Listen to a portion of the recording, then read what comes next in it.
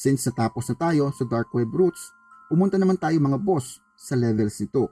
Panigurado at the end of this video, maraming mga magre-react sa inyo regarding sa levels. But please, hear me out mga boss bago mag-comment. Finish the video first mga boss at pag di kayo satisfied, take a look at the sources na nasa video description. But first, let me feed your curiosity.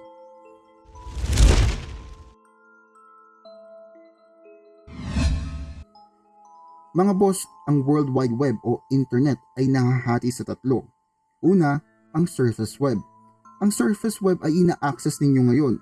Ito mga sites na available sa lahat ng users at nahahanap sa mga search engines. Isang magandang halimbawa nito ang Google. Pag tinype nyo ang pizza, ang Google maghahanap sa index nito ng mga sites at ipe-present sa inyo. Walang masyadong interesting things dito kaya pumunta na tayo sa susunod na portion. Ang Deep Web. Marami sa atin na nagkakamali patungkol dito. Mga boss, magkaiba ang Deep Web sa Dark Web. Ang Deep Web ay pwede ring ma-access ng normal na browser kagaya ng Firefox or Chrome. Ang mga websites na nasa Deep Web ay ang mga sites na nakatago. Halimbawa, ang database ng inyong kumpanya. Panigurado nakatago yan at hindi mo masasearch basta-basta sa Google. Pero kapag nilagay mong direct link, maaabot mo ito. Ganun ang Deep Web boss. Mostly kailangan mo ng link at kahit magsawa ka mag-search sa Google o kahit anong search engine, hindi mo ito makikita kasi hindi ito ini-index ng mga search engines. Kaya nga ayon sa pag-aral, 4% lang ang surface web at 96% naman ang deep web. Dahil ito sa mga private companies at iba pang private individuals na sila lang ang may kakayahang maka-access ng kanilang sites. Ngayon pumunta naman tayo sa madilim na lugar ng internet. Ang dark web. Ang dark web ang mga sites na talagang nakatago sa mga search engine.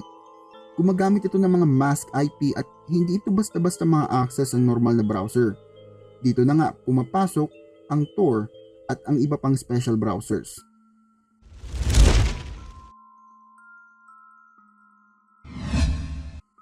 Ito na mga boss, ang levels.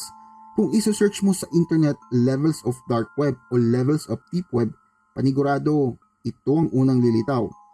Bago ko sabihin ang aking piece, tignan muna natin kung anong nilalaman ng mga levels na ito. Level 1, Surface Web. Ito ang Surface Web, kadalasan tinatawag din na ClearNet. Kinukonsidera na ang Reddit at Vampire Freaks ay isang gateway papuntang Dark Web. Level 2, Purgy Web. Ito ang mga website na hindi mo basta-basta masasearch kay Kuya Google o sa kahit anong search engines. Kasama na dito ang FTP servers at iba pang mga sites. Level 3, Deep Web. Ang Deep Web ay nahahati sa dalawang grupo. Ang una ay kayang maabot gamit ang proxy at ito ay hindi onion extension. Pero hindi pa rin sila basta-basta makikita sa mga search engine sapagkat karamihan dito ay illegal content katulad ng mga hacking, pagpatay at iba pa. Ang mga sumunod na grupo ay kailangan ng Tor o special browsers. Ito na ang mga sites o servers na nagtatapos sa .onion. Ang mga websites na ito ay karaniwan pribado, hindi basta-basta nakapublish kung saan-saan. Dito mo makikita mga armas, killer for hire, illegal na pornografiya, black hat hackers, programmers at marami pang iba. Level 4. Ang level 4 ay nahati din sa dalawang grupo. Unang-una ang mga sites o servers na makikita mo sa Hidden Wiki.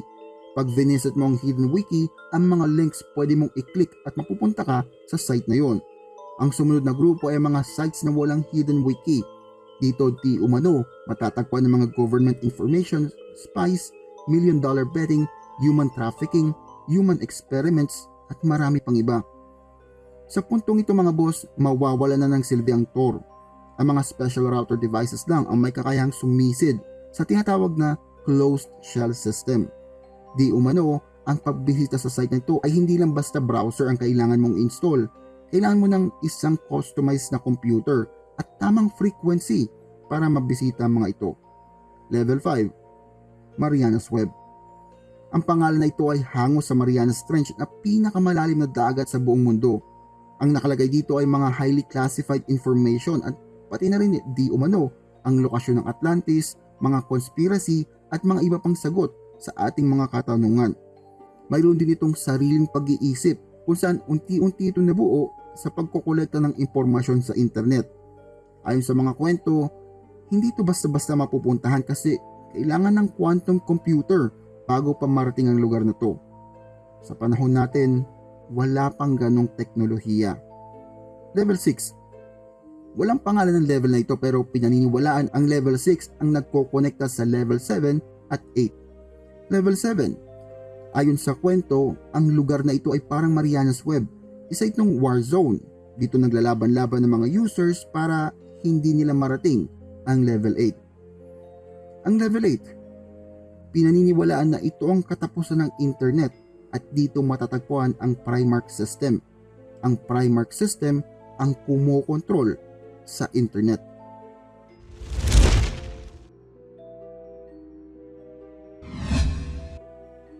Dito na tayo mga boss. Dito na mag-iinit ang ibang viewers. Katulad nga ng sinabi ko kanina, I'll feed your curiosity first. Since ngayon, nasabi ko na, let me break it sa inyo mga boss. Walang levels ang internet. Ito ay isang troll lamang ng isang walang magawang user na in-upload sa internet at kinagat ng napakaraming tao. Oo mga boss, troll lang ito. Kung naalala nyo ang levels of hell, hindi nyo napapansin ang pagkakapareho nila? Ito ay dahil ginayang levels of hell ni Dante sa levels ng internet. Sa kasamaang palad, nagiging isa na itong katotohanan. Let me present to you the facts mga boss. Una sa lahat, ang level 5 and beyond ay isang malaking kalokohan. Sabihin na nating ang levels 1 to 4 ay totoo. Sige, let's agree na meron nga talagang mga levels. Pero ang 5 and beyond, imposible at hindi pa napapatunayan. Unang-una, sabi dito, kailangan ng quantum computers bago ma-access ang level 5. Now we go beyond. Kung level 5 nga hindi ma-access, ano pang katotohanan ng 6 to 8? Dun pa lang, halatang kawagawa na ang kwento. Mga boss, ang internet is divided to 3 parts lang. Surface, deep, at dark. Dark web can also be categorized as such mga boss kasi ito ang part na kailangan mo ng special browsers. Masakit mang sabihin para sa mga naniniwala sa mga levels, hoax lang yun mga boss.